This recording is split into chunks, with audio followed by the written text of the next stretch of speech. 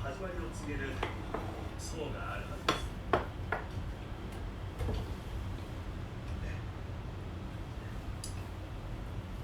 見つけました。境目がはっきりと分かります。茶色の層と少し鮮やかなオレンジ色の層、そして黒い層。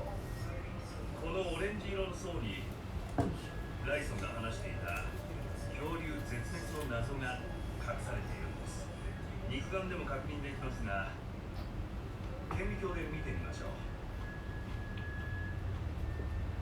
土の中には戦死時代の大惨事の手がかりが含まれている。私に見せたいという岩石はクレーターのヘリあたりで多く見つかるそうです。ありました。これを見てください。何か特別なものなんですか？クレーターの底にあった岩が今はここにあります。クレーターから吹き飛ばされました。砂糖の粒が固まっているような状態です。なるほど。打ち付けてみてください。そうです。すごいでしょ。衝突した時のエネルギーで粉々になってしまった岩です。つまりここにある砂粒は岩の粉と言えるんです。隕石が地面に激突したエネルギーで衝突の衝撃でね、粉砕されたんですね。岩石の姿をこれほど激しく変えてしまう現象は小惑星の衝突しかありません。そこで平らな海底しか見えません。クレーターは新しくできた岩に覆い隠されたのでしょう。90年代、科学者たちの調査はこの岩に阻まれました。クレーターは半分は海底に、半分は陸の地中に埋もれていました。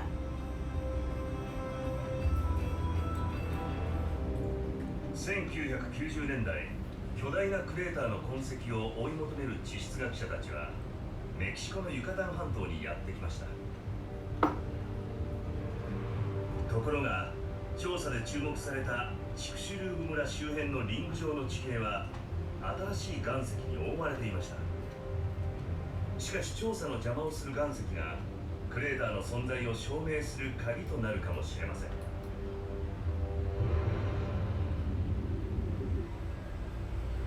その新しい岩石がどのようにしてできたのかを知るためにこの地域の地質を徹底的に調べてみます。この辺りは古代マヤ文明の栄えた場所です。しかし実際に足を踏み入れてみると驚くほど乾燥した土地のようです。古代文明は普通大河の流域で栄えますが、ここには川がありません。それでもこの周辺に村や町がたくさんあるのは地下に広がる天然の水路が存在するからです。ここの岩はスポンジのように多孔質で密林の地面から染み込んだ雨水を吸い込み地下水路を形成しています。その地下水路に潜り古代のクレーターを覆う岩を採取し、その岩がどのようにしてできたかを明らかにしたいと思います。海に囲まれたここユカタン半島では多孔質の岩に海水も染み込んできます。ですから水路を泳いでいくと淡水と海水が混じり合う場所にたどり着くはずです。密林の地面にできたこのような泉はセノーテと呼ばれ格好のダイビングスポットとなっています。日の当たる場所では魚が岩の藻をつついています。さらに深く潜り岩がむき出しになった場所を目指します。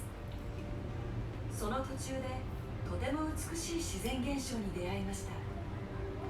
海水と淡水が接し、その境界面が揺らめいています。境界面の下にあるのが比重の重い海水の層で、上が淡水の層です。2つの層が接する部分で光が屈折し、かげろうのように揺らめいて見えるのです。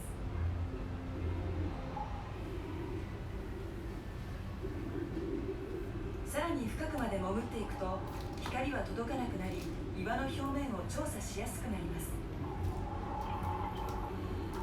この岩はどんな性質でなぜクレーターを覆っているのか調べるチャンスです。大きなサンゴや大昔に命を落とした貝の殻など海の生き物の化石が見られます。この岩は古代の海の堆積物が固まった石灰岩に他なりません。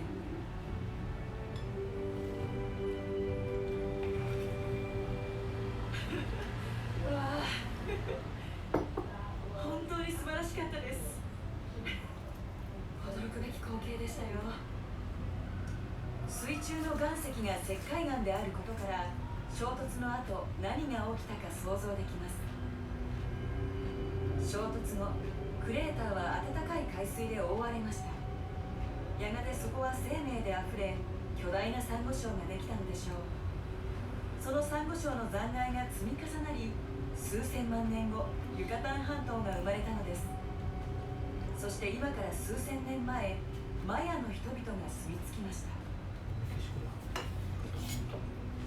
水があるところには命が宿ります。ここではセノーテのおかげでマヤ文明が栄えました。でも実は一部のセノーテは小惑星の衝突場所に関する重要な手がかりを与えてくれます。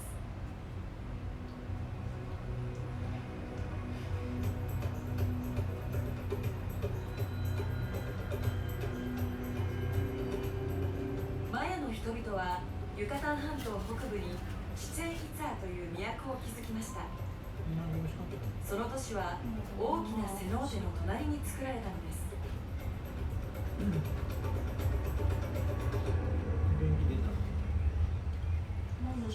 これは聖なる泉という名前のセノーテで生贄の泉とも呼ばれています。このセノーテの底には神への生贄として捧げられた人間の遺骨が沈んでいます。この淵に立つとなんだかちょっと怖い感じがします。ユカタン半島の北部にはこうした険しい崖を持つセノーテが点在しています。1990年代に宇宙からセノーテの位置を調べると綺麗な弧を描いて並んでいました。その弧の中心はチクシュルーブだったのです。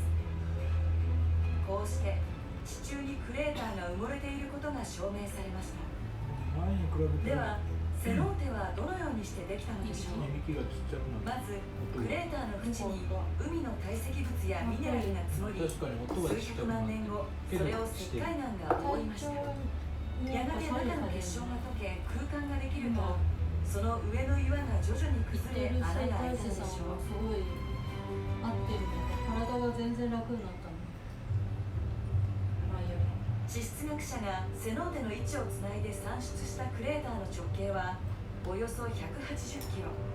これは直径10キロの小惑星の衝突跡として適切な大きさです。今までしばらく行ってなかったじゃん。1991年クレーターの岩が掘り出され衝突の事実が確かめられました。行っては掘って行ってはその衝突で生物の 70% が絶滅したと言われています。そういう意味では一番効く、治ってるって感じがする。とても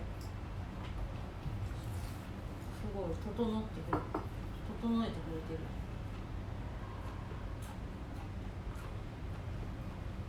腕がいいのかな。ありがたい。行っても繰り返しちゃうのを繰り返してたからさ、生態とかね。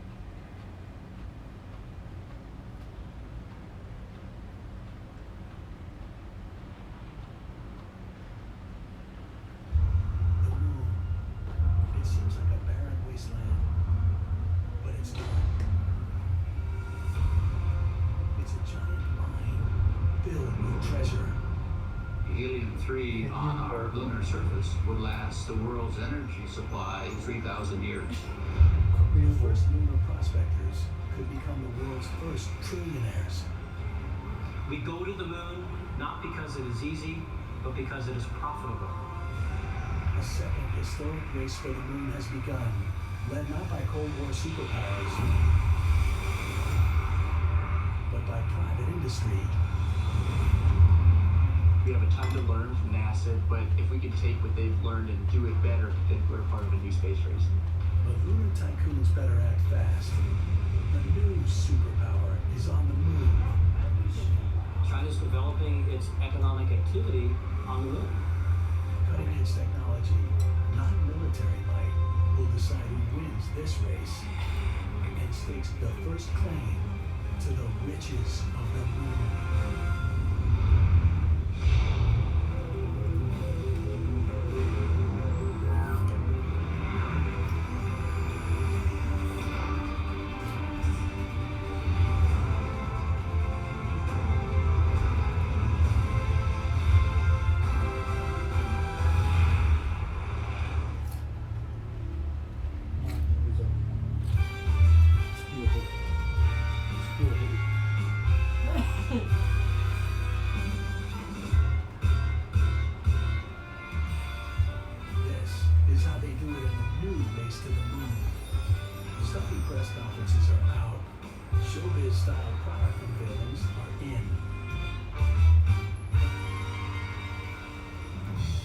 Being a commercial company, we can be just a little bit more edgy. We're here in Vegas, unveiling a spacecraft. So we're doing it here because this is a place where dreams kind of happen and anything's possible.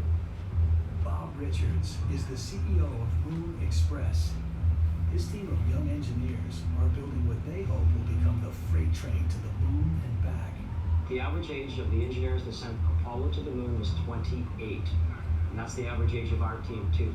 What's changed is technology. So what we're able to do today is really talk about a mission to the moon, which would have been unimaginable to a private sector company only decades ago. Mike Vergala is one of those 20-somethings hell-bent on making the moon part of America's future, not just its past. Recently, China launched to go to the moon. And when people look around and say, well, what's happening in the United States? What are people doing to go to the moon? That's us. Now, we're going to show the world that. Any outfit that can get to the moon and back efficiently and repeatedly stands to make a mountain of money in the 21st century. The moon is loaded with mineral wealth, precious metals like platinum, rare earth elements like europium, and an unusual form of helium that can satisfy Earth's energy needs for millennia. Perhaps that's the reason Silicon Valley giant Google is eyeing the moon. The $30 million Google Lunar X Prize will go to the first privately funded team to send an unmanned spacecraft to the lunar surface, travel at least 500 meters, and send back HD video. That's the Lunar's penance in the race to develop moon mining technology. And Moon Express is one of the frontrunners. Yeah, the spacecraft is under here? Yeah, right in a busy day. Alright. This is going to be really exciting. Inside, and the court's finished. It's a baseball right there. None of the 10,000 guests at the Vegas unveiling knows what Moon Express has under wraps. To get to the moon, we have to design an autonomous spacecraft that can survive lethal radiation, extreme thermal radiation. We go to the moon not because it is easy, but because it is profitable. Ladies and gentlemen, we present to you our spacecraft, the Moon Express MX-1.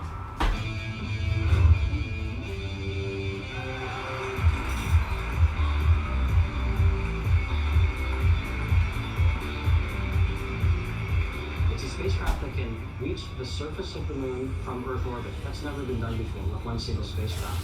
So, typical spacecraft that go to the moon are multiple stages. A stage to get away from Earth orbit, a stage to deal with cruising, fine little adjustments, a stage to deorbit, and then finally to land on the moon. Our vehicle is just one stage. So a single-stage vehicle changes the equation for getting to the moon. To get rich off lunar mining, you have to slash the cost of sending equipment to the moon and bringing precious minerals back to the moon. Moon Express's engineers believe MX-1's revolutionary single-stage design is the answer. But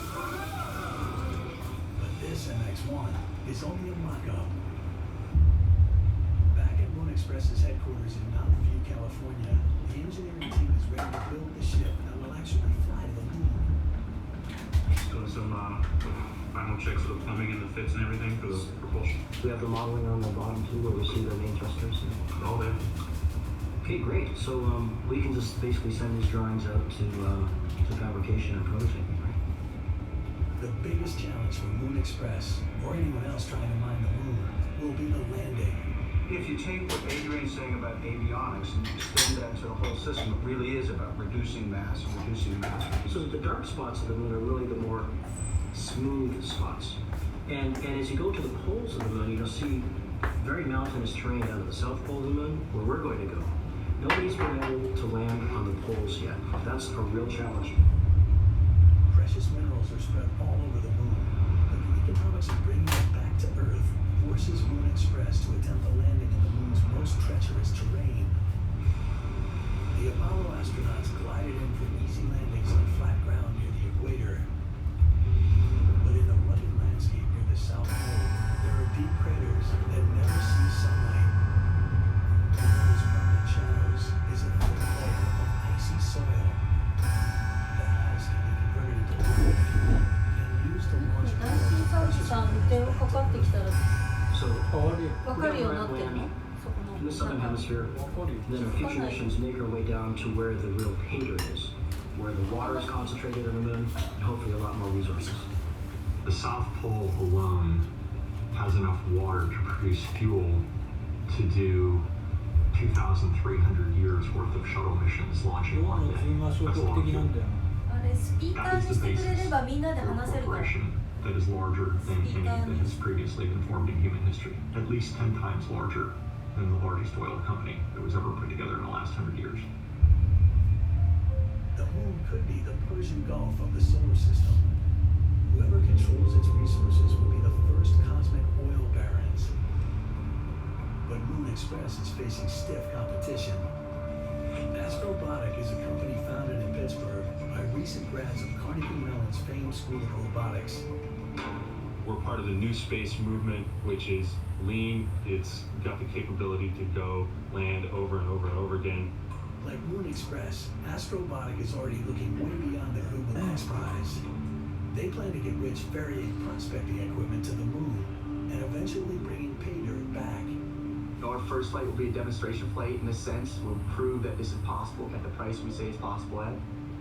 Making an automated touchdown in the water-rich South Pole region is where they think their lander, Griffin, has an edge over Moon Express. What's new about our lander is that it navigates using cameras and laser. There's no GPS on the moon. So instead of using a satellite to tell us where we are, we take pictures of the ground of the surface of the moon, and we register those pictures to maps, and that gives us our location. Already you want to calibrate? Okay, yes. Take one. One. Take two. Their system relies on two cameras taking a rapid sequence of pictures as Griffin descends. But if the cameras aren't lined up exactly, Griffin could lose its bearings and wipe out. Yeah, these are looking great. So by measuring against this very regular pattern here, we can basically create some sort of understanding of how these cameras are lined up. You want to run the numbers on those real quick? As long as we can detect the corners between each square, yeah, we should be okay. Okay. Griffin's cameras will compare what they're seeing to existing maps of the moon preloaded in its memory. But the cameras only determine Griffin's location moment by moment. Its onboard brain has to use that knowledge to avoid crashing into a lunar mountainside or landing on a steep crater rim. We are trying to train a computer to take stereo vision and range estimates and use that information to navigate through a world. So that's something that we do effortlessly, but it's very difficult for machines. If Astrobotic is going to lead the charge back to the moon, they have to prove their landing software is better than what Moon Express can do. They will soon discover whether their edge over the competition is real or imagined. Griffin's cutting-edge guidance system is about to be strapped to a rocket and blasted into the sky.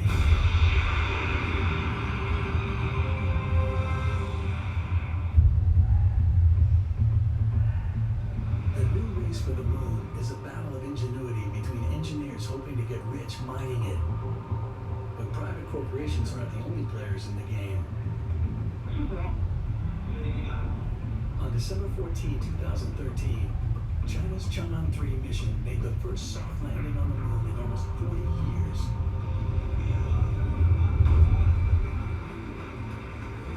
It deployed a rover called Jade Rabbit, which appeared to be fitted with sensors designed to find precious minerals. China needs to be watched. They are burgeoning as a geopolitical empire, and they are flexing that geopolitical muscle. They want to create a nation that is the dominant nation on Earth, and they're going to do it by demonstrating their technology on the moon. The night before Astrobotic's first full-scale test of its moon landing system, China's landing weighs heavily on the team. They've been focused on their U.S. competition, but the Chinese could be way ahead of all of them. They said they landed visually, which is very similar to how we're landing. There are rumors that they completely missed their landing point. Yeah, I didn't see any indication that they were using a laser. Maybe they did all hazard detection with cameras only? Is that your take on it? I think it's possible. They hovered at the end, they stopped, they waited, they could have sent pictures back. Dawn breaks in the California desert, where the Pittsburgh team has come for the automated landing test. If Astrobotic's control system fails today, they'll fall behind their corporate rivals in the race to the moon, and even further behind the Chinese.